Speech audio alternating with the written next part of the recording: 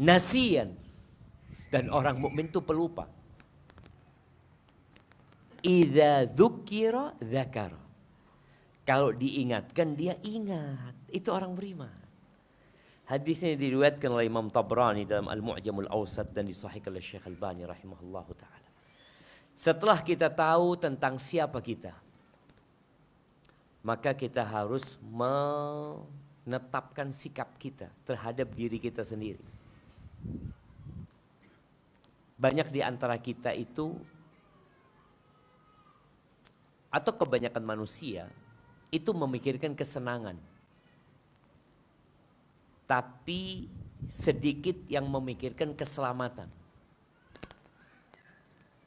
Kebanyakan kita itu memikirkan kesenangan kita. Kesenangan bukan kebahagiaan ya. Apa bedanya kesenangan dengan kebahagiaan? Coba. Senang itu sementara. Ya senang, pagi senang, sore senep, katanya orang-orang kadang-kala. Itu senang. Tapi bahagia insya Allah, dimanapun dia berada dia tetap bahagia. Nah ini bicara keselamatan. Banyak di antara kita tuh memikirkan kesenangan dia dan lupa dengan keselamatan diri. Sedangkan kita lihat ya di berbagai tempat kerja itu ada tulisan utamakan kesenangan. Ada yang tulisannya utamakan kesenangan. Nggak ada. Karena tahu orang ini mau senang ini. Maka tulisannya utamakan keselamatan. Makanya orang yang kerja di proyek itu kadang-kala dia pakai pengamanan ya. Demi keselamatannya yang dia nggak seneng. Ya. Dia nggak seneng. Tapi mau gimana dia kepingin selamat gitu.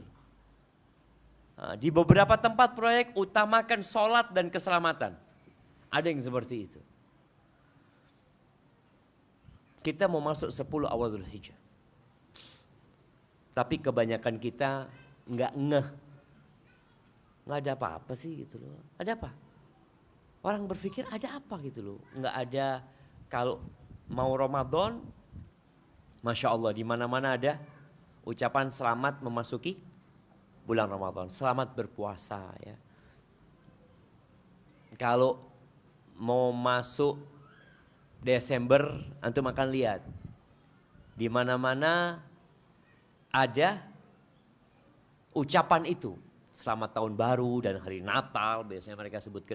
Artinya manusia itu dikasih tahu bahwa di hadapan mereka ada sebuah event besar yang harus mereka mempersiapkan untuknya. Kita ini untuk 10 awal Dzulhijjah kayaknya nggak ada persiapan apa-apa. Di STDGI juga nggak ada banner-banner yang menjelaskan ya selamat memasuki awal Dzulhijjah juga nggak ada. Sebagian salafus saleh mengatakan kanu yu'azzimuna 13. Dulu tuh kalangan salaf itu mereka mengagungkan 30-an. 30-an. 13. Ashral awakhir min Ramadan, ashral awail min Dzulhijjah, wa ashral awail min Muharram. Mereka itu mengagungkan 30-an ini. 10 akhir Ramadan, 10 awal Dzulhijjah, dan 10 awal Muharram. Kenapa mereka melakukan itu? Karena mereka punya ilmu. Mereka tahu jemaah.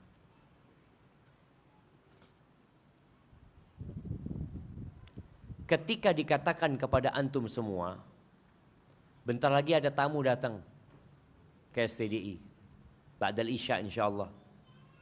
Mahasiswa diharapkan siap-siap menyambutnya. Kira-kira semua mau menyambut? Enggak lah. Siapalah anak mau makan.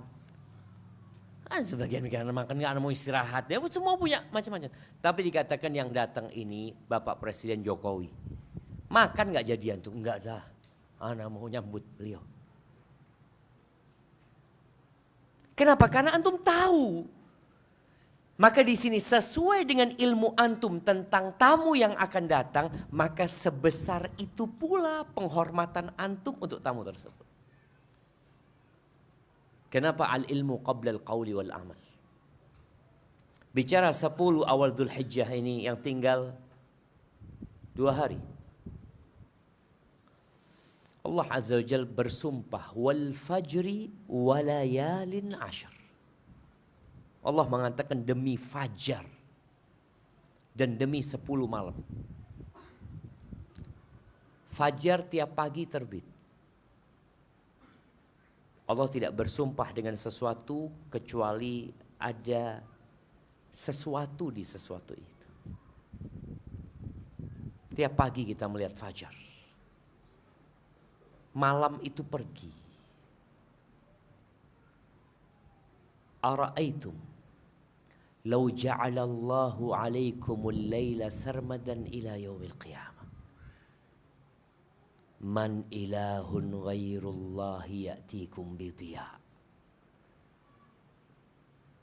Gimana pendapat kalian? Kabarkan kepada aku. Kalau Allah menjadikan malam itu selama-lamanya sampai hari kiamat, siapa yang akan mendatangkan cahaya? Siapa? Allah tiap pagi wal fajr, kita ketemu fajar ya Allah, masih fajar. Ketemu fajar lagi. Kita disunnahkan untuk sholat qabliyah, subuh, zikir ya, zikir pagi hari. Lalu Allah bersumpah dengan 10 malam. Apa kata Ibnu Abbas, Ibnu Zubair, wal Mujahid, wa kathir minas salafis salih, yakni ashril awail min Dzulhijjah. Allah bersumpah dengan 10 malam itu 10 awal Dzulhijjah. Kata Ibnu Katsir dalam tafsirnya, wa huwa sahih, dan itu yang sahih. Ada apa dengan 10 awal Dzulhijjah yang kita sama sekali nggak ada persiapan apa-apa kayaknya. Nah, antum ada persiapan jemaah? Apa persiapannya Ustaz ya? Sholat yang masih telat. Ana tadi qomat masih 4 soft mungkin. Yang lainnya nunggu di kamar. Oh, udah qomat. Belum ada kepingin soft pertama. Ana mau persiapan nih. Allah persiapkan ya. Awal Dzulhijjah ini Allah kasih muqaddimah. Muqaddimahnya apa? Dzulqa'dah. Ini bulan haram. Orang sudah jaga diri dari perbuatan dosa di bulan Dzulqa'dah. Masuk Dzulhijjah, siap dia untuk menyambutnya. Kata Nabi SAW, Ali bin Abbas radhiyallahu anhuma, qala Rasulullah sallallahu alaihi wasallam, ma min ayyamin al-amalu salihu fiha ahabbu ilallahi min hadhil ayyam. Tidak ada hari-hari yang beramal soleh di dalamnya lebih dicintai Allah daripada beramal soleh di 10 awal Dzulhijjah. Salat rawatib antum di bulan ini atau di Ramadan sama salat rawatib antum di 10 awal Dzulhijjah lebih baik di 10 awal Dzulhijjah. Enggak ada hari-hari yang beramal soleh di dalamnya lebih dicintai Allah, lebih dicintai Allah. Dibandingkan dengan 10 akhir Ramadan, sebagian ulama mengatakan iya. Dibandingkan dengan 10 akhir Ramadan, sebagian ulama mengatakan ya 10 akhir Ramadan itu malamnya yang lebih baik. Sebagian ulama enggak. Beramal soleh di 10 awal Dzulhijjah ini lebih utama. Sampai sahabat heran ketika Nabi menafikan. Enggak ada. Mereka mengatakan, qalu ya Rasulullah, walal jihadu fi sabilillah. Rasulullah, jihad di jalan Allah pun enggak bisa menandingi beramal soleh di 10 awal Dzulhijjah. Jihad enggak bisa. Walal jihadu fi sabilillah. Apa pahalanya jihad jemaah? Apakah ada amalan yang menandingi jihad? Enggak ada. Enggak ada. Ketika datang seorang kepada Nabi SAW mengatakan, ya Rasulullah, dullani ala amalin ya'dilul jihad. Tunjukkan kepada aku amalan yang setara dengan jihad. Jihad itu dzirwatu sanamil Islam. Kata Nabi SAW, la ajid. Enggak, aku enggak mendapati. Ara'aita. Engkau gimana pendapatmu? Kalau mujahid itu keluar dari rumahnya, kemudian engkau masuk ke tempat sholatmu, sholat nggak berhenti, kemudian engkau puasa tidak berbuka, sampai mujahid itu pulang dari medan perang. Apa kata sahabat ini? Waman yutiku dzalika ya Rasulullah. Siapa yang bisa kayak gitu ya Rasulullah? Makanya nggak ada. Ketika Nabi menyebutkan beramal soleh di 10 awal Dzulhijjah lebih dicintai Allah, mereka langsung mengatakan jihad nggak bisa menandingi. Walal jihad fi sabilillah. Jihad nggak bisa menandingi. Berarti beramal soleh di 10 awal Dzulhijjah, jihad pun tidak bisa menandinginya. Illa rajulun, kecuali satu kondisi, orang mujahid yang dia keluar dari rumahnya membawa jiwa, raga, dan hartanya, walam yarji min dzalika bisyai. Kemudian dia mati, tewas di sana, hartanya dikuasai musuh, dia pulang tinggal nama.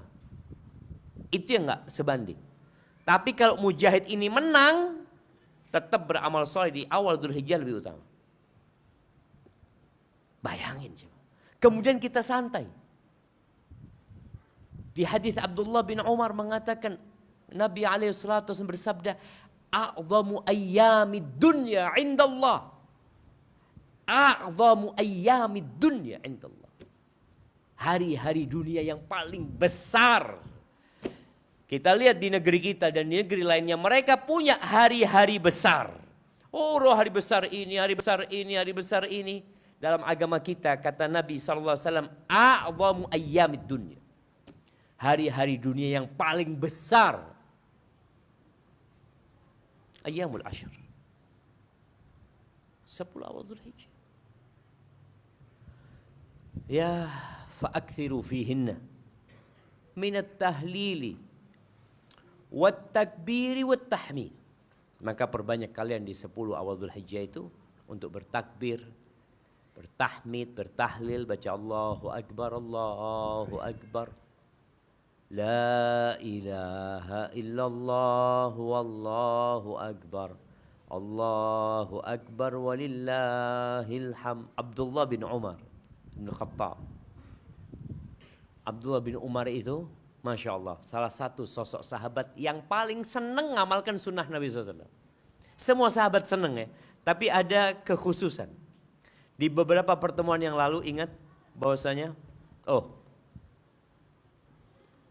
apa kita bahas ya? Atau anda bahas di kitab Riyadhus Shalihin. Abdullah bin Umar ini kadang-kala berangkat ke pasar. Hanya untuk mengucapkan salam. Ya. Sahibnya ngomong, ya Aba Abdillah, kau mau kemana? Kata dia. Ya Aba Abdurrahman, kau mau kemana? Mau ke pasar, kata dia. Ngapain ke pasar? Engkau beli enggak? Belanja enggak? Nawar enggak? Kata, iya, kita ucapkan salam, dapat pahala, pulang lagi. Bayangin jemaah. Antum bisa ngamalkan itu. Berangkat ke pasar Pakem, Assalamualaikum, Assalamualaikum, Assalamualaikum. Pulang orang bingung, inilah beli wala apa, salam aja. Cari pahala kata dia, cari pahala. Wahadihiyal hayat. Allah mengatakan fastabiqul khairat. Fastabiqul khairat. Berlomba-lomba kalian dalam kebaikan. Ini Abdullah bin Umar bersama Abu Hurairah radhiyallahu taala anhu sebagaimana diriwayatkan Imam Bukhari. Kana yakhrujani fi ayyamil ashr ila suq. Keluar mereka ke pasar. Yukabbirani. Ngapain takbir aja? Fayukabbirun nasu bitakbirihim. Orang-orang ikut takbiran. Itu mulai awal Dzulhijjah.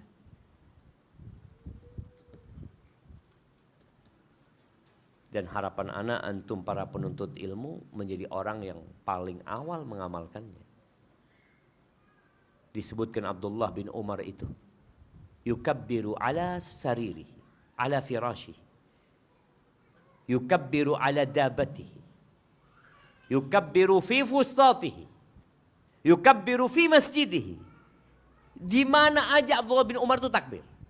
Naik ontanya takbir, duduk takbir. Wallah jemaah, ini a'zamu ayyamid dunya. Dan zikir itu amalan yang paling ringan. Paling ringan. Antum kalau di takbiran harus keringetan. Allahu Akbar, Allah masuk ke dismat, Allahu Akbar, Allah. Antum belanja ke sini, deket-deket aja lah. Kita amalkan di lingkungan kita sebelum antum keluar. Ketika kita biasakan mengagungkan 10 awal Dzulhijjah, antum di dapur ngantri ba'dal isya, Allahu Akbar, dilihat sama temannya, udah masuk awal Dzulhijjah. Nah, ikut semua takbiran. Tapi ketika kita penuntut ilmu, diem. Kapan orang tahu dengan sunnah? Oh, kita ini orang-orang ahlus sunnah wal jamaah. Mana sunnah-sunnah yang kau amalkan?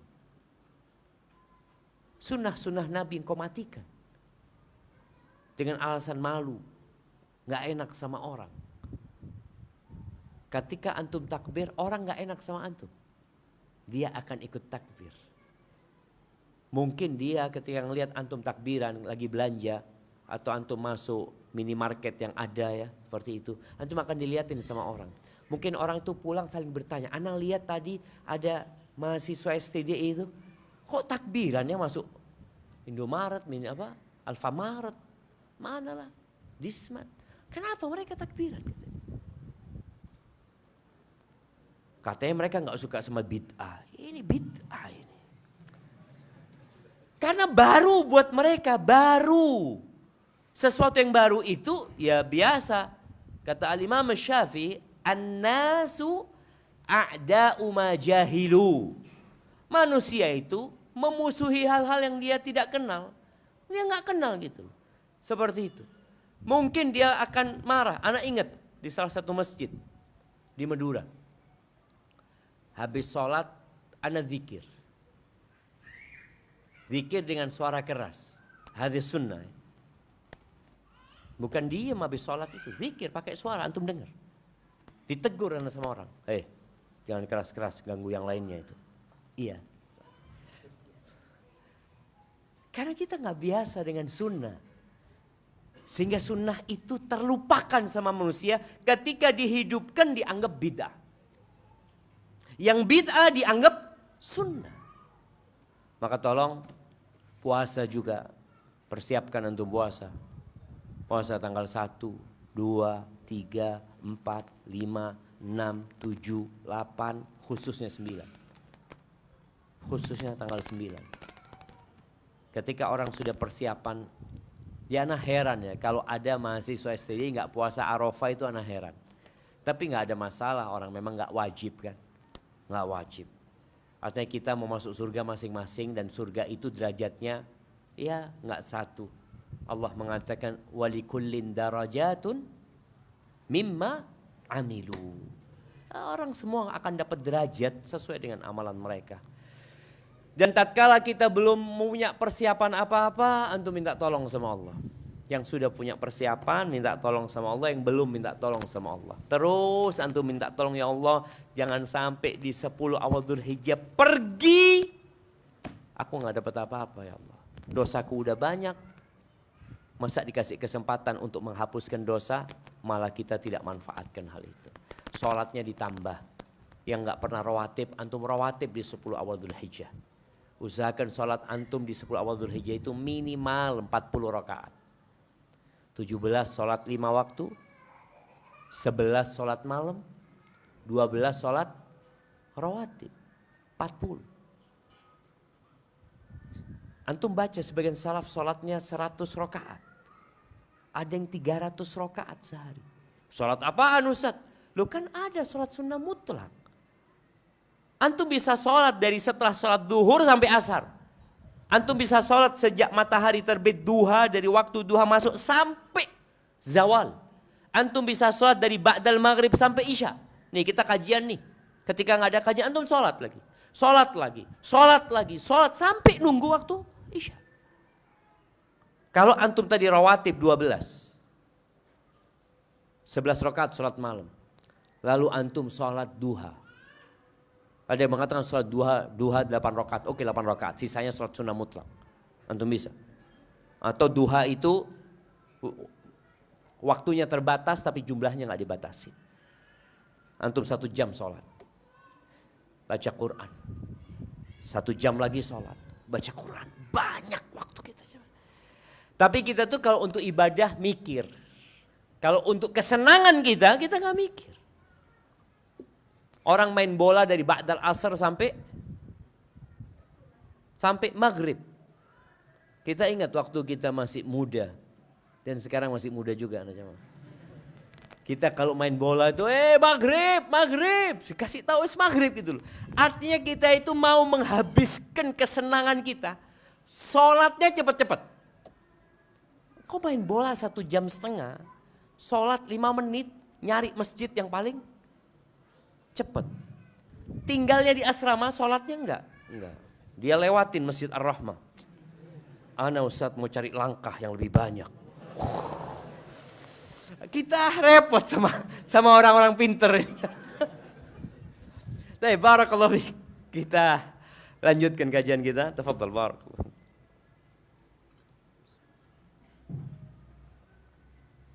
Assalamualaikum. Bismillahirrahmanirrahim. Alhamdulillah wassalatu wassalamu ala Rasulillah wa ala alihi wa sahbihi wasallam. Allahumma ighfir li syaykhinina wa li masyayikhina wa li walidayhi wa lil kutabi wa lil talibati wa lil hadirina wal mustami'ina ajma'in. Qala al-mu'allif wa huwa amirul mu'minin fil hadits Abu Abdullah Muhammad bin Ismail bin Ibrahim al-Ju'fi al-Bukhari rahimahullah. Babu qiyamir rajul li akhi. Hadatsana Abdullah bin Salim qala hadatsani Layth qala hadatsani Uqayl عن ابن شهاب قال اخبرني عبد الرحمن بن عبد الله بن كعب بن مالك ان عبد الله بن كعب وكان قائد كعب من بينه حين عمي من بنيه من بنيه حين عمي قال سمعت كعب بن مالك يحدث حديثه حين تخلف عن رسول الله عليه وسلم عن غزوة تبوك فتاب الله عليه وأذن رسول الله عليه وسلم بتوبة الله علينا حين صلى صلاة الفجر فتلقيني الناس فوجا يهنوني بتوبتي يقولون لتهنيك توبة الله عليك حتى دخلت المسجد فإذا برسول صلى الله عليه وسلم حوله الناس فقام إلي طلحة بن عبيد الله يهرول حتى صافحني وهناني والله ما قام إلي رجل من المهاجرين غيره لا أنساها لطلحة. Barakallahu fiik. Ini kita bicara adab. Dan kita tahu adab itu zinatur rijal. Adab itu perhiasannya para lelaki sebenarnya. Kita sering menghiasi diri kita dengan potongan rambut. Sebagian dengan pakaiannya. Sebagian dengan jamnya, cincinnya. Ya, ada banyak perhiasan fisik ya. Tapi sebenarnya perhiasan yang kita harus perhatikan itu adab. Di sini dijelaskan tentang bab qiyamir rajuli li akhi. Tentang seorang yang berdiri dari majelisnya dalam rangka menyambut saudaranya. Jadi bicara bangun dari duduk, berdiri untuk orang lain itu para ulama menyebutkan ada beberapa kondisi. Yang pertama yang akan kita bahas sebentar lagi. Antum duduk, ada orang datang, antum bangun. Ahlan wa sahlan, kaif halak? Fadal, fadal. Jadi antum berdiri dalam rangka menyambut, dalam rangka menyalami, dalam rangka memeluk mungkin, dalam rangka membantu dia. Ini yang pertama. Yang pertama ini masyru', bahkan dianjurkan yang seperti itu. Yang kedua, berdiri hanya untuk berdiri. Ketua STDI Imam Syafi'i masuk ke ruangan. Diharap berdiri. Ini berdiri aja. Ngapain itu berdiri? Nggak ada. Lah nyalami Ustadz Arifin wala apa, bas nunggu Ustadz Arifin sampai duduk baru duduk kembali. Nah, Ini sebenarnya dilarang. Yang seperti ini. Yang ketiga, berdiri di atas kepalanya. Ini orang duduk, ini orang pada berdiri di atas kepalanya. Ini sebenarnya di bangsa Arab nggak dikenal ya. Tapi di Persia, mungkin di Romawi ada kebiasaan seperti itu. Yang seperti ini juga terlarang sebenarnya, nanti akan dibahas, kecuali memang dalam rangka pengamanan. Berdiri dalam rangka mengamankan. Seperti mungkin presiden perlu diamankan atau orang-orang penting, dia berdiri untuk mengamankan karena dikhawatirkan ada yang mau melakukan hal-hal yang tidak diinginkan. Tapi bicara berdiri untuk saudaranya dalam rangka menyalami, memeluk, membantu, mempersilahkan duduk. Mamanya antum ada tamu datang ya, antum duduk. Fadal. Fadal. Tamunya itu kan bingung kan, fadal. Fadal. Jelas. Tapi ketika antum berdiri, bangun, dibukakan pintu, fadal. Sebelah sini antum duduk sebelah sini. Antum duduk sebelah sini. Dan usahakan antum tuan rumah itu duduknya yang terakhir. Setelah orang duduk, fadal, selesai, udah dapat tempat duduk semua, antum duduk.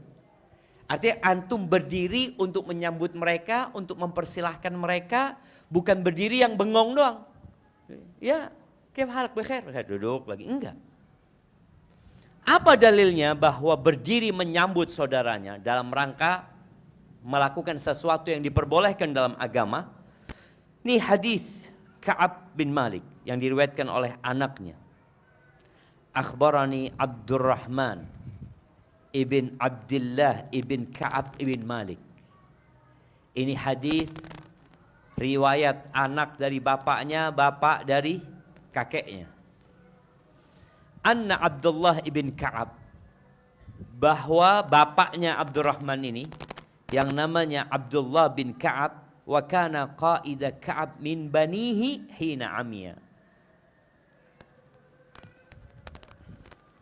Abdullah bin Ka'ab ini, dia itu yang menjadi gaid. Gaid ini bahasa Arab. Bahasa Arab, bahasa Indonesia. Bahasa Arabnya apa? Qaid. Bahasa Arabnya gaid. Biasanya orang-orang Yaman namanya gaid. Iya, yang memandu bapaknya. Dari semua anak-anaknya yang mandu itu Abdullah. Ketika bapaknya sudah tua dan buta. Orang tua dulu buta biasanya kena apa? Katarak. Ya.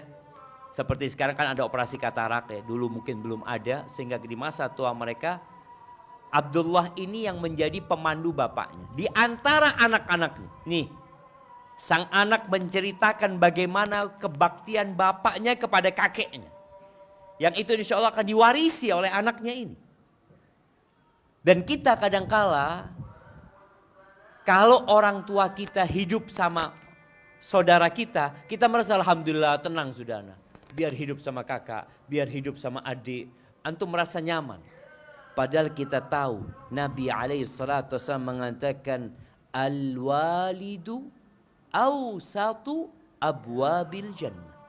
Orang tua itu pintu surga yang paling indah. Orang tua. Jadi ketika antum melihat saudara antum merawat orang tua, seharusnya antum sedih, kok bukan ana gitu loh. Kok orang tua? Tapi kita di zaman yang berbeda, di mana orang ingin melepas diri dari merawat orang tuanya ketika orang tuanya sudah sepuh, orang tua yang sudah buta. Bayangin kalau bicara buta ya, dia butuh pendampingan khusus. Yang antum capek, ya hidup ini capek jemaah. Laqad khalaqnal insana fi kabad. Capek, lelah. Makanya ketika lelahnya antum mendapatkan derajat yang tinggi, seharusnya kita berlomba-lomba nih. Ana lupa ana baca di kitab mana. Apa disebutkan Ibnul Jauzi. Tentang 4 bersaudara. Ketika ibunya sudah tua renta, mereka ini musyawarah. Ibu ini mau hidup sama siapa? Ya musyawarah lah kakak beradik ini. Kata sang kakak yang paling tua, yang ngerawat ibu gak dapat warisan. Gimana jemaah? Ini kesepakatan. Yang bawa ibu nggak dapat warisan. Kata adik-adiknya, ya enggak lah anak lah gitu. Udah ngerawat ibu nggak dapat warisan. Kata kakaknya, kalau gitu anak yang ngerawat. Kakaknya ini kepingin ngambil ibu. Cuma kalau dia ngambil langsung sama adik-adiknya nggak dikasih mungkin sama adik. Tapi dia ngomong, yang ngerawat ibu nggak dapat warisan. Adiknya ngomong, ya kalau gitu nggak mau. Sudah warisannya kalian bagi 3, ibu aku bawa. Gimana dia dapat warisan sedangkan dia bawa pintu surga ke rumahnya. Sini ketika seorang melihat dia, ummuka, dia tinggalkan semua dunia ini jemaah. Makanya pintu surga yang paling mudah itu orang tua. Kenapa? Karena kita berbuat baik kepada orang tua udah berbuat baik sama kita gitu loh. Tapi kebanyakan kita lebih suka berbuat baik kepada anak-anaknya daripada kepada orang tuanya. Di sini kita lihat ceritanya Abdullah bin Ka'ab tentang Ka'ab bin Malik. Kata dia, qala sami'tu Ka'ab bin Malik yuhaddithu hadithahu hina takhallafa an Rasulillah sallallahu alaihi wasallam fi ghazwati Tabuk. Tahun ke-9 Hijriah. Ini perang Tabuk. Perang terakhir yang dihadiri oleh Rasulullah sallallahu alaihi wasallam. Perang terjauh yang dihadiri oleh Nabi sallallahu alaihi wasallam.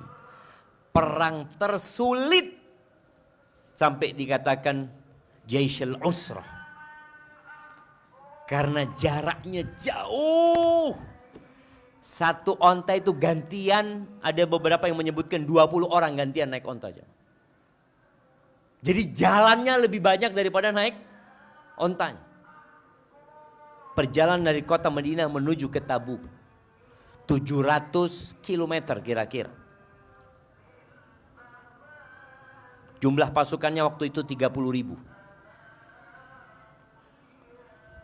Sempat para sahabat ini merasakan berat untuk mengikuti perang itu. Kenapa? Karena dalam bayangan mereka setelah perang penaklukan kota Mekah, terus perang Hunain, kemudian perang Taif, udah selesai sudah, musuh-musuh udah habis. Mereka udah pada masuk Islam. Ternyata perangnya bukan ngelawan kabilah Arab. Melawan Romawi. Romawi yang dilawan. Allah menegur mereka. Ini cerita kenapa Ka'ab bin Malik kok akhirnya dicela karena dia nggak ikut hadir. Allah mengatakan di surat Taubah, ya ayyuhalladzina amanu malakum, wahai orang-orang beriman, kenapa kalian? Ada apa sama kalian? Malakum idza qila lakum unfiru fi sabilillah itsaqaltum ilal ard araditum bil hayatid dunya fama mata'ul hayatid dunya fil akhirati illa qalil. Allah katakan, wahai orang-orang beriman, kenapa kalian ini, ada apa sama kalian?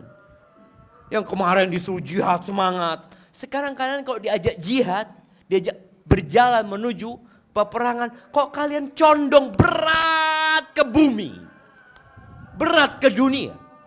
Oh, kalian udah senang dengan kehidupan dunia, udah senang kalian, udah nyaman kalian dengan kehidupan dunia. Lalu Allah katakan, fama mata'ul hayatid dunya fil akhirah illa qalil. Oh, kata Allah, kenikmatan kehidupan dunia itu dibandingkan dengan akhirat sedikit, jangan sedikit.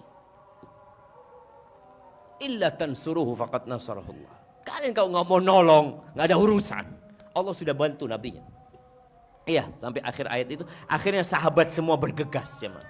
Di situ cerita bagaimana Umar bin Khattab membawa setengah hartanya, Abu Bakar membawa seluruh hartanya, bagaimana Utsman bin Affan, bagaimana Abdurrahman bin Auf, bagaimana sahabat yang hanya membawa 1 mud gandum, pokoknya semua berlomba-lomba dalam kebaikan. Ka'ab bin Malik gak ikut. Nasmaul adzan.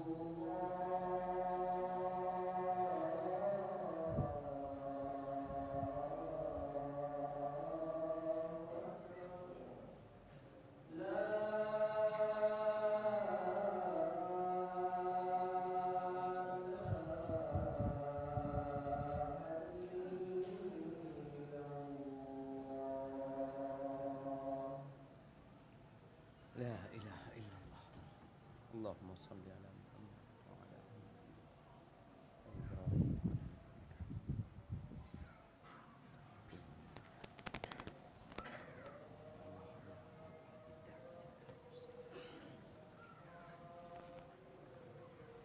Allahumma salli wa sallim ala nabiyyina Muhammad. Naam. Sampai mana kita tadi? Ka'ab bin Malik termasuk yang gak ikut. Ada beberapa sahabat yang gak ikut. Jadi pada waktu itu musim panas. Panas sekali. Ka'ab bin Malik ini mau berangkat, bukan gak mau berangkat. Dia bukan termasuk dari kalangan munafikin yang memang minta izin untuk gak mau berangkat. Ka'ab bin Malik mau berangkat. Tapi dia mengatakan nantilah aku bisa berangkat lah. Menunda. Nanti insya Allah aku berangkat. Nanti. Tahu-tahu pasukan udah pulang dan Ka'ab belum berangkat. Ada sahabat lain, Abu Khaythama. Abu Khaythama ini, dia sudah jalan lalu balik lagi ke kota Madinah. Dia mungkin ada urusan, tahu-tahu dia sampai ke rumahnya. Dia punya istri 2. Dia sebutkan, kedua istriku itu sedang mempersiapkan tempat di kebun ya. Aris kayak tenda gitu yang menyenangkan ya. Dengan berbagai macam makanan, air sudah siap. Abu Khaythama berhenti di pintu jemaah. Dia ngelihat kedua istrinya. Lalu dia mengatakan, Rasulullah sallallahu alaihi wasallam fi har. Nabi kepanasan di sana, kelaparan di sana, kehausan di sana. Aku di sini seperti ini, kata Abu Khaythama mengatakan kepada keduanya, aku nggak akan masuk ke dua tempat kalian. Kalian siapkan tungganganku. Aku mau berangkat. Berangkat Abu Khaythama sendirian. Sampai ketemu Nabi SAW di Tabuk. Nabi udah nyampe Tabuk. Ka'ab bin Malik nggak ikut. Yang akhirnya dihajar ya Ka'ab bin Malik ya. Ceritanya panjang cerita Ka'ab bin Malik ini. Tapi intinya ketika pasukan itu pulang, Ka'ab datang kepada Nabi SAW. Mengatakan, ya Rasulullah, aku gak punya uzur Rasulullah. Aku gak punya alasan gak ikut perang. Aku mau berangkat tapi akhirnya gak berangkat, kata dia. Aku gak punya alasan. Apa kata Nabi SAW? Amma hada faqad sadaq. Ini orangnya benar. Jujur dia. Sudah, engkau tunggu. Tunggu hukum dari Allah Azza wa Jalla. Itu Ka'ab bin Malik. Salam gak dijawab. semua penduduk Medina itu menghajar Ka'ab bin Malik. Dia ngeliat. Sampai terakhir istrinya disuruh ninggalkan Ka'ab bin Malik. Jadi udah benar-benar habis sudah hidupnya saat ini. Ketika itu Allah berikan taubat kepada Ka'ab bin Malik. Jadi masuk surga itu nggak mudah jemaah. Ya kita berharap ya bisa masuk surga kita. Tapi kata Nabi SAW, ala inna sil'atallahi ghaliyah. Barang yang Allah tawarkan ini mahal. Antum apa yang antum lakukan? Apa yang antum kerjakan untuk mendapatkan? Ka'ab bin Malik seorang sahabat yang punya banyak fadilah dia. Dihajar sama Nabi SAW gara-gara gak ikut. Artinya dia mengatakan aku minta maaf ini. Bukan diterima, engkau jujur ya sudah tunggu. Apa hukuman dari Allah Azza wa Jalla? Nunggu kira-kira 40 hari baru datang ayat taubat. Ketika ayat itu turun, kata Ka'ab bin Malik, wa adana Rasulullah sallallahu alaihi wasallam bi taubatillahi alaina hina salatil fajr. Dan Nabi SAW memberikan pengumuman tentang taubat yang Allah berikan kepada Ka'ab. Artinya Ka'ab jangan nggak disalami lagi gitu loh. Makanya ketika itu Ka'ab mengatakan, fatalaqanin nas faujan fauja. Orang itu datang berbondong-bondong menyalami aku. Yang kemarin salam nggak dijawab, juga mereka tidak mengucapkan salam, tahu-tahu ini disambut sama mereka karena Nabi udah ngumumin. Disambut ini Ka'ab bin Malik, kata dia, yuhannuni bittaubah. Mereka memberikan ucapan selamat atas taubat yang Allah berikan, jemaah. Artinya kita itu kadang kala taubat, jemaah. Antum tahu diterima taubat antum apa enggak? Tahu dari mana?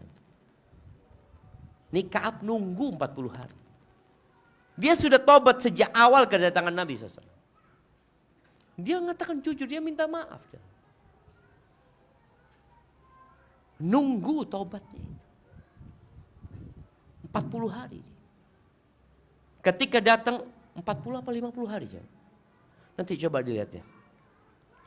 Yaquluna litahnika taubatullah alaik. Selamat engkau dapat taubat Allah untuk Allah menerima taubat dan memberikan taubatnya kepada.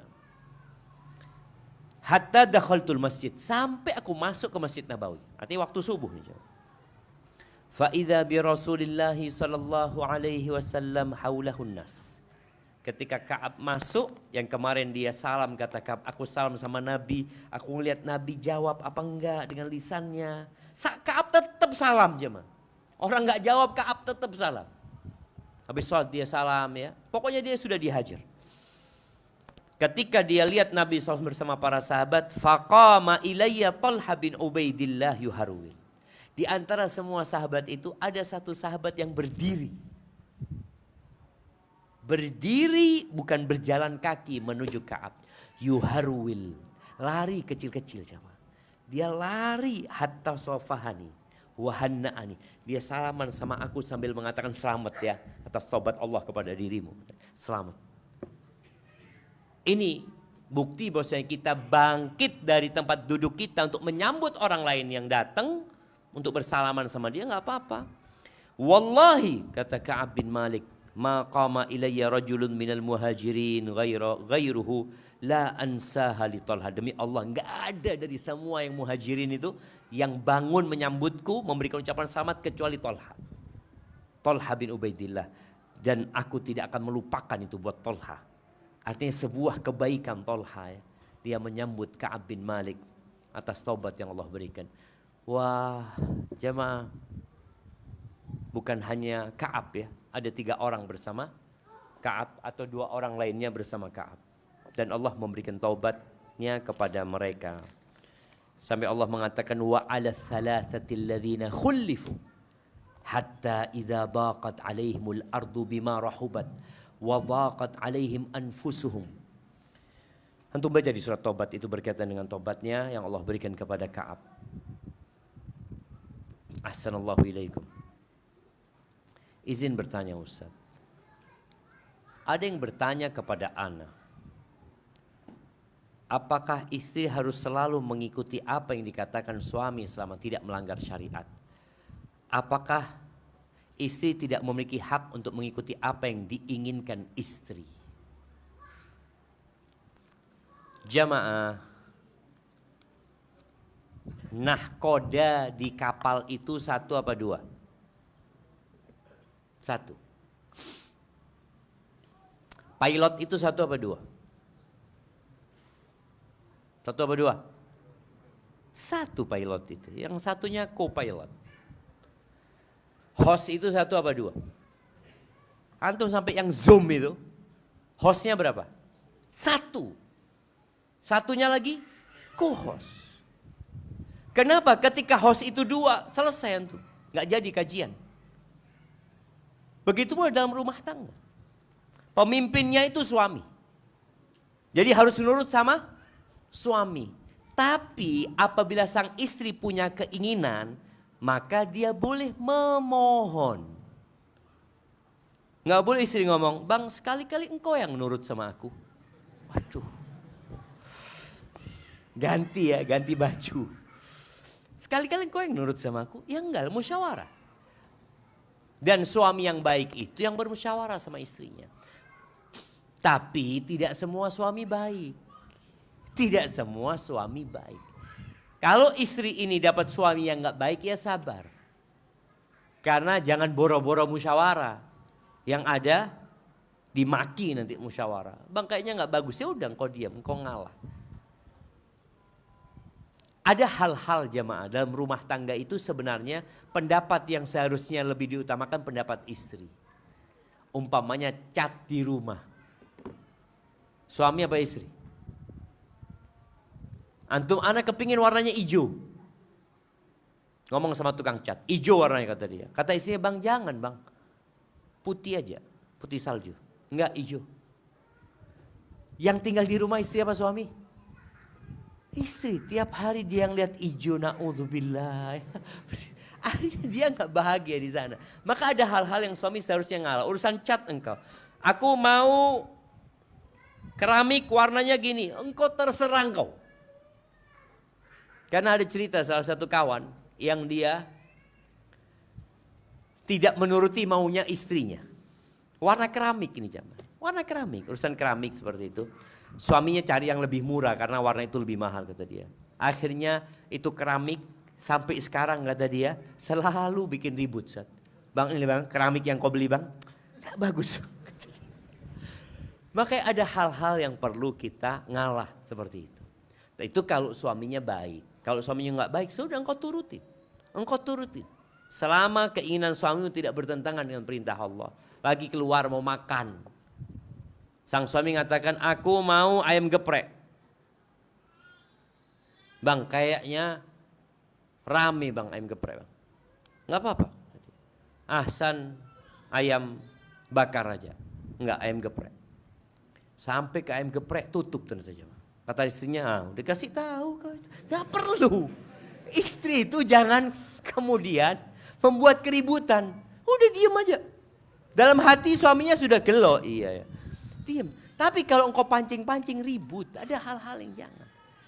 Maka semua orang punya pasangan hidup yang karakter dan akhlaknya berbeda. Jangan pernah membandingkan pasangan hidupmu dengan istrinya tetangga atau suaminya tetangga. Jangan. Orang itu dibandingkan sakit. Anak kita jangan pernah dibandingkan sama anak orang lain. Satu saudara, mamanya 5, satu saudara di rumah itu. Jangan pernah antum bandingkan kakak sama adik, adik sama kakak. La. Karena ada yang disebutkan, 2 anak nih tinggal satu rumah. Orang tuanya sama. Yang satu jadi menteri, yang satu jadi gangster. Ternyata yang jadi gangster ini selalu sama orang tuanya. Kau lihat tuh kakakmu tuh, bagus kayak gitu. Kau seharusnya kayak kakakmu. Kau harus terus benci dia sama kakaknya. Kalau kakaknya salah, oh bahagia dia. Jangan. Bandingkan orang itu dengan dirinya sendiri. Kalau anakmu, nak, kok kemarin nilaimu bagus loh nak. Jangan, nak, tuh nilainya tetangga. Anak tuh kepingin ganti orang tua. Lihat, kalau bisa aku ganti orang tua. Arti antum pikir antum aja yang repot menghadapi anak. Anak juga kepingin ganti. Tapi dia terima. Dia mengatakan, ya Allah enaknya orang tuanya fulan, anaknya minta ini dikasih, ini dikasih. Dia nggak bandingkan itu. Maka antum jangan bandingkan anak antum. Dan kita pun pasangan hidup kita sudah. Ya udah kayak gini suami anak ya disyukurin. Ada kurangnya tapi ada kelebihannya. Dan semua orang punya masalah. Semua orang punya masalah. Kuping anak ini tempatnya masalahnya orang. Pikirnya orang itu anak gak punya masalah juga gitu. Sama. Dia curhat ini curhat, ya Allah. Anak mau curhat sama siapa ini kan gitu kan. Afwan Ustaz, bagaimana cara mengingatkan penuntut ilmu agama yang suka mencuri?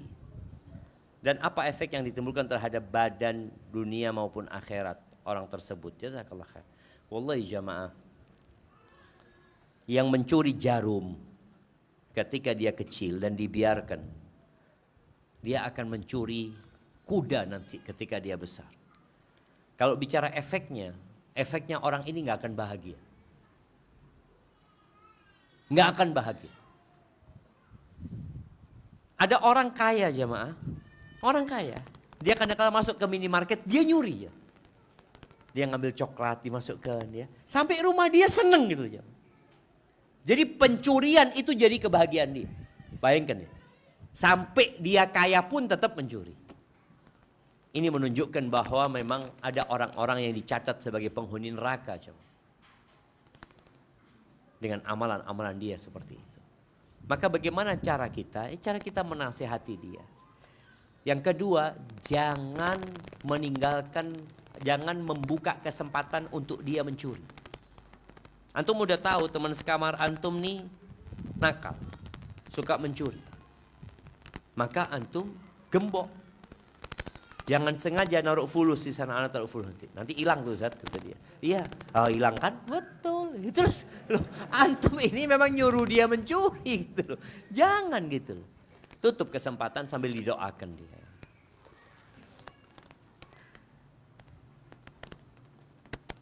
Mohon penjelasan tentang hadis yang membolehkan jamak sholat tanpa uzur ataupun tanpa safar. Jazakallah khair. Naam jamaah, diriwayatkan oleh Imam Muslim ya dari hadis Abdullah bin Abbas atau Abdullah bin Umar ya, bahwa Rasulullah SAW pernah menjamak 2 sholat maghrib sama isya kalau nggak salah.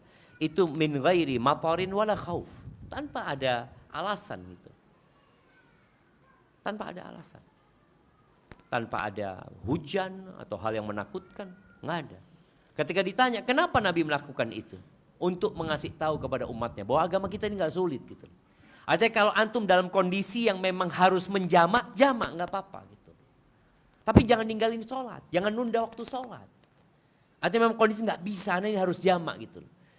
Inilah kemudahan agama Allah Azza wa Jalla. Bukan akhirnya antum, ya Allah anak mau main game ini kayaknya kalau sholat isya akhirnya kalah anak gamenya ini.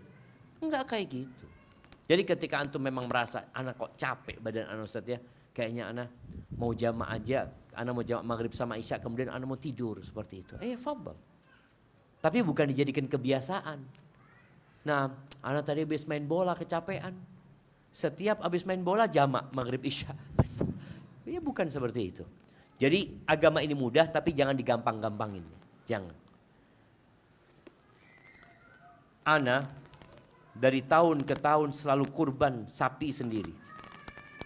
Tapi setelah ana menikah, istri ana nggak keberatan. Istri ana agak keberatan. Karena uang tabungan untuk lahiran anak dan masih sedikit. Ana kurban sapi dengan uang tabungan umroh. Harapan ana nanti sama Allah digantikan dengan rezeki yang lebih. Apakah salah pemikiran ana jika ana berkurban tapi mengharap diganti sama Allah Azza wa Jalla? Ana juga mau nambah kurban kambing karena di masjid istri ana tidak ada yang berkurban. Ana pingin banyak berkurban walaupun ekonomi pas-pasan. Karena melihat senyum orang setelah dapat daging hati ana puas. Untuk biaya lahiran anak ana selalu bilang ke istri nanti pasti akan dikasih oleh Allah. Asal ikhlas dalam berkurban ini. Ana cuma takut tahun depan umur ana gak sampai dan ana sudah tidak bisa berkurban lagi. Mana yang harus ana prioritaskan Ustaz? Bagaimana cara menyampaikan pada istri ana? Jazakallah khairan. Ahibati fillah, Allah Azza wa Jal memuji hamba-hambanya Kalau antum baca tentang sifat-sifat ibadur rahman di akhir surat Al-Furqan, di antara sifat mereka itu walladzina idza anfaqu lam yusrifu wa lam yaqturu wa kana baina dzalika qawama. Mereka adalah orang-orang yang ketika berinfak dia tidak pelit dan tidak berlebih-lebihan. Di antara itu. Jadi kalau bicara kurban, kurban ini bagi yang mampu. Ketika antum mampu, tafadhal. Dan kurban itu ada pilihan, sapi, onta, sapi, domba. Ketika antum punya tanggungan, antum ingat, ada hak orang lain. Ketika seorang sudah punya istri, ada hak istrinya. Ketika dia tadi istrinya sudah hamil, mau punya anak, ya ada tabungan yang perlu disimpan. Nggak masalah. Disimpan untuk persiapan lahiran anaknya. Dia bukan dikatakan bakhil, enggak. Berarti dia uang anak kok kayaknya nggak cukup kalau buat kurban. Sapi, anak kurban kambing, nggak apa-apa. Kemudian kalau antum berkurban hanya untuk mendapatkan ganti di dunia, masalah. Orang beramal itu ada 3. 1, beramal mengharapkan akhirat. Yang kedua, dia beramal mengharapkan dunia dan akhirat. Yang ketiga, beramal mengharapkan dunia saja. Kalau yang mengharapkan akhirat, itu yang paling mulia. Tapi kalau dia bersedekah, dia berharap digantiin di dunia dan dapat pahala di akhirat, ya nggak sebagus yang akhirat. Karena orang kalau beramal untuk akhirat, dunia ikut. Tapi kalau beramal untuk dunia, akhirat nggak ikut. Maka yang terakhir itu, ketika antum beramal untuk dunia, ya untuk dunia aja. Anda berkorban dengan harapan Allah kasih ganti yang lebih baik. Ya udah, kalau dikasih ganti itu balasan buat antum. Karena antum mengharapkan hal itu. Dan kita tahu innamal a'malu binniyat. Wa innama likulli imri'in ma nawa. Maka kalau niat antum hanya sekedar antum puas, menyenangkan diri antum dan mendapatkan uang yang lebih dari apa yang antum korbankan, yang ditakutkan antum di akhirat nggak dapat apa-apa. Maka ketika seorang beramal, niatkan untuk akhirat antum. Ya, kita berbagi kebahagiaan dengan orang lain. Apa niat keinginannya? Ya supaya Allah kasih bahagia ana nanti di akhirat. Karena ana tahu amal yang paling dicintai Allah itu sururun tudkhiluhu ila muslim. Kegembiraan yang kau transfer kepada diri seorang muslim. Maka itu yang perlu diingat. Karena Allah tidak menerima daging korban. Allah tidak menerima darah korban. La yanalallaha luhumuha wala dima'uha walakin yanaluhut taqwa minkum. Maka nggak ada masalah ketika antum memang punya tanggungan yang antum harus selesaikan. Bismillah. Kecuali nggak ada Ustaz. Insyaallah ada. Insyaallah ada yang lain. Insyaallah untuk anak nggak ada masalah. Antum mau korban sapi karena memang ada sesuatu yang bisa antum korbankan untuk anaknya nanti, nggak ada masalah. Jadi kalau bicara bagaimana cara menyampaikan pada istri tadi, istri dikasih pengertian, aku beramal ini untuk akhirat karena aku takut tahun depan aku nggak hidup lagi. Dan kalau bicara bagaimana anak kita, insya Allah lah, aku punya ini, semoga nanti Allah berkahin lah ya. Nanti insya Allah kan ini lahiran masih 6 bulan lagi, masih lama. Insya Allah kita minta rezeki sama Allah SWT. Bisa seperti itu. Tapi nggak harus, ingat nggak harus.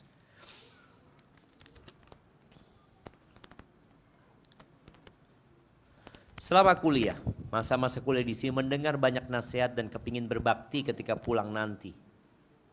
Kepingin ketika pulang nanti berbakti kepada orang tua. Tetapi kenyataannya setiap pulang selalu terjadi konflik antara saya dengan ibu. Sehingga terakhir kali pulang tidak terjadi konflik, tetapi pada kenyataannya saya agak menghindar interaksi dengan ibu. Apa yang harus saya lakukan? Ya, antum yang diuji sama ibunya sabar. Ada hal-hal yang kalau kita diam konflik itu tidak terjadi. Ketika ibu marah, engkau katakan, iya ibu minta maaf nih ibu. Ana minta maaf. Ibu marah lagi, ana minta maaf. Ibu. Bukan antum jawab. Kalau masalah agama, antum, ibu ini ada dalilnya ibu, jangan. Ibu nggak butuh dalil, ibu butuh engkau berbakti. Ada hal-hal yang engkau bisa, ya tidak diurusin, nggak akan diurusin. Ingat, 90% akhlak mulia itu fit taghaful. Pura-pura nggak tahu, anggap urusannya remeh, subhanallah ya. Ada orang yang dia ditanya, apa yang menyebabkan engkau kok bisa bahagia gitu loh, menghadapi keluarga ini itu. Ya, Ana tidak ngurusin urusan-urusan yang remeh, kata dia. Enggak. Itu yang pertama. Yang kedua, semua urusan dunia ini remeh, kata dia. Jangan sampai jadi beban buat kita, apalagi sama orang tua kita, jemaah.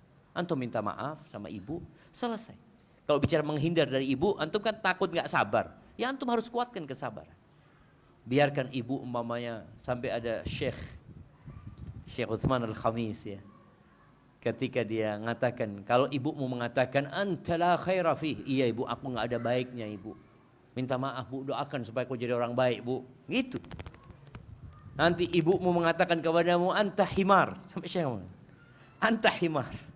Itu orang Arab kadang-kala biasa mengatakan engkau himar ya, sebagian orang seperti itu. Katakan ibu anak himarain. Aku bukan cuma himar satu, 2 himar aku ibu. Aku memang anakmu yang kurang berbakti, doakan ibu. Jadi bagaimana antum di hadapan orang tua merendah sekali. Dengan itu mungkin ibumu akan puas kalau anakku berbakti sekarang.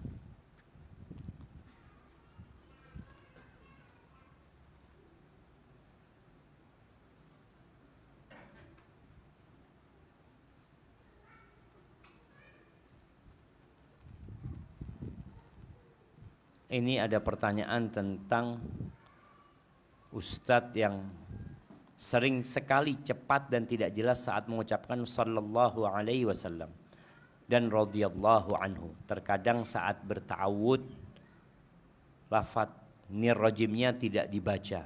Bukan nggak dibaca, kadang-kala kita nggak dengar. Kita nggak dengar. Iya kita ada orang-orang yang memang gaya ngomongnya cepat. Ya kita berikan udzur kepada dia.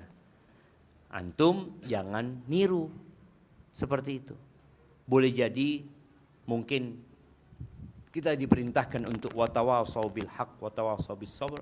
Sampaikan kepada ustadz yang lain yang mamanya ustadz fulan, mamanya tentang ana. Untuk mengatakan Ustadz Syafiq ini kayak gini. Antum sampaikan ke Ustadz Arifin atau ke ustadz yang senior. Mereka ngasih nasihat kita nanti. Ana ini sering dipanggil sama ustadz-ustadz senior. Kasih nasihat, iya dikasih. Sampai sama orang awam mana dikasih nasihat. Dan kita harus terima jemaah. Kenapa? Ketika kita sendirian di atas mimbar ini, semua mata itu tertuju kepada antum. Semuanya. Antum melakukan satu kesalahan, kelihatan. Tapi yang di sebelahnya antum tidur sambil ngorok, antum gak lihat. Karena antum melihat ke ustadznya. Itu wajar. Makanya kadang-kadang orang mengatakan ini orang kok ngelihat kesalahan ana terus. Oh enggak apa-apa. Itu sebagai bahan evaluasi. Dan kita dan antum nanti ketika antum pulang berdakwah, antum harus punya satu prinsip yang antum tanamkan di diri antum, yaitu antum akan berbuat salah. Ana punya banyak salah. Ketika orang sudah tahu ana khata, al-mu'min khuliqa mufattanan. Kita punya dosa kata Nabi, iya. Ketika antum mengatakan itu, antum akan mudah nerima kritikan dari orang. Tapi kalau antum hendak, ana lulusan STDI, mana mungkin berbuat salah? Ini bermasalah. Tapi kalau antum pulang, ana harus siap dikritik, ana harus siap dikasih tahu. Dan kadang-kadang ngasih tahu orang awam betul jemaah. Terus terang ana, na'udzubillah min kalimati ana. Ketika pulang dari Medina, ana dakwah ke sana, dakwah sini, ceramah di sana, sering ana dikasih nasihat. Ustaz minta maaf Ustaz ya, kalau boleh Ustaz kayak gini nih Ustaz, kayak gini Ustaz, jazakallah khair, jazakallah khair. Kasih nasihat. Kenapa? Karena kita ini baru turun dari gunung. Di Madinah kita nggak pernah berdakwah di sana. Pulang ke sini nggak tahu dengan tradisi dan budaya masyarakat. Ada banyak hal. Ada satu orang, Ustadz kalau habis kajian, kacanya jangan diangkat Ustadz. Kesian orang-orang itu. Dia mungkin cuma Ustadz ucapan salam, udah seneng dia Ustadz. Ya, jazakallah khair. Jadi kasih nasihat akhirnya nggak pernah naik untuk kaca. Coba kita kalau nggak ada yang ngasih nasihat, pakai AC, biarkan orang sudah. Enggak jemaah, ada hal-hal yang jelas tadi. Kalau antum pulang, antum harus punya prinsip, ana akan berbuat salah. Dan kalau ana tidak ada yang menegur, ana akan binasa. Maka berbahagialah antum kalau berdakwah di satu tempat ada ustadz yang sudah berdakwah di sana.